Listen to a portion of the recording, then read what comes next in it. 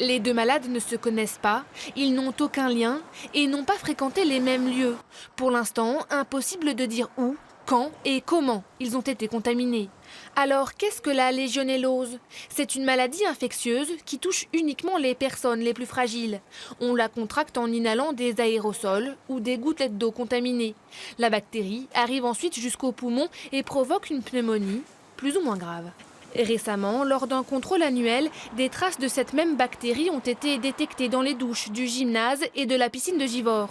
Alors, y a-t-il un lien entre tous ces cas? Non, a priori aucun.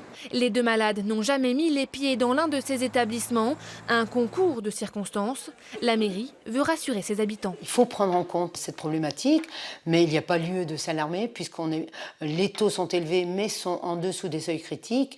Par contre, en tant que maire de Givors, je prendrai toutes les précautions qui devront être prises par rapport à cette bactérie.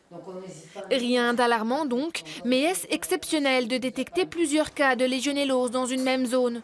Là encore, la réponse est non.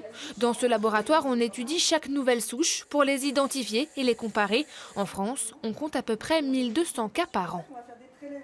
C'est ce qu'on appelle une bactérie ubiquitaire, environnementale ubiquitaire, c'est-à-dire qu'elle existe dans beaucoup d'environnements, mais souvent à des taux faibles.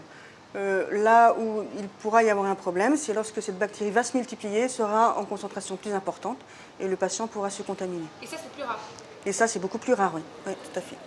Il n'y a pas eu d'épidémie de légionellose depuis plus de 10 ans en France. Les deux malades sont hors de danger, l'un d'entre eux pourrait même sortir dès demain.